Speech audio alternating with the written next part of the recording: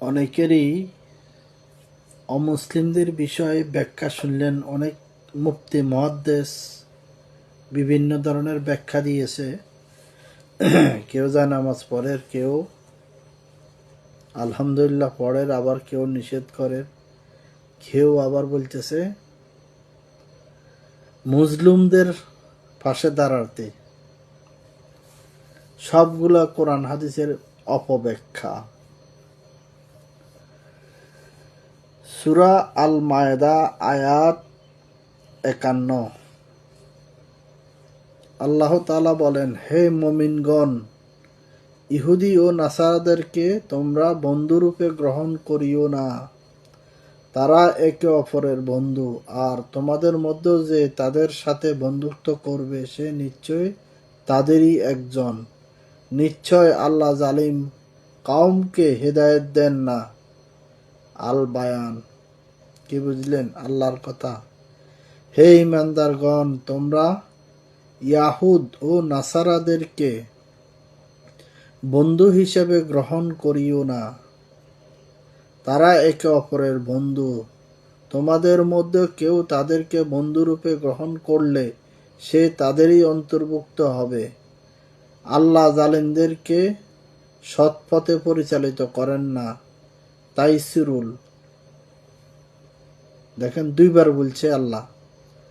৩ নম্বরেও বলতেছে আল্লাহ, হে মুমিনগণ, তোমরা ইহুদি ও খ্রিস্টানদেরকে বন্ধুরূপে গ্রহণ করো না। তারা পরস্পর বন্ধু, আর তোমাদের মধ্যে যে ব্যক্তি তাদের সাথে বন্ধুত্ব করবে নিশ্চয় সে তাদেরই মধ্যে গণ্য হবে। নিশ্চয় আল্লাহ অত্যাচারী সম্প্রদায়কে সৎপথে প্রদর্শন করে না। এরপরও আবার হে মুমিনগণ, সতর্ক করতেছে আল্লাহ। এরপরও আমরা যদি তাদের প্রতি এত আবেগী ভালোবাসা দেখাতে যাই, তাহলে আমাদের নিজেদের ইমানি চেতনা কোথায় রইল?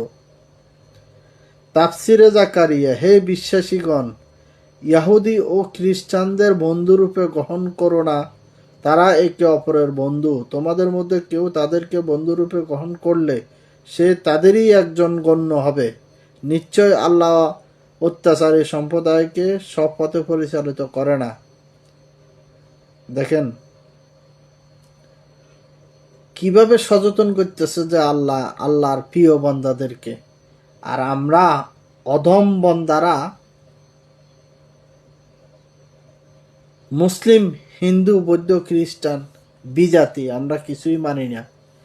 কোন জায়গায় আলহামদুলিল্লাহ সুবহানাল্লাহ লাগাইতে হবে, কোন জায়গায় তার জন্য দোয়া করতে হবে, সেটাই আমরা জানি না। অবাগা জাতি আমরা। আমরা যেন শুধরিয়ে আসি। সূরা আল মায়েদা আয়াত নম্বর ৫১। কোরআনের সূরার এই ব্যাখ্যা যদি আমরা বিশ্লেষণ করি, তাহলে আমরা আমাদের মুখ থেকে যে কোনো কথা বাইর হওয়ার আগে আমরা চিন্তা করতে হবে, এই কথা ভালো হোক মন্দ হোক, আমার এই কথার জন্য কল্যাণকর কতটুক আসবে আর কতটুক যাবে। আমরা যেন সমস্ত অন্যায় পাপাচার থেকে যেন আল্লাহ আমাদেরকে ক্ষমা করে। আমিন। জাযাকামুল্লাহ।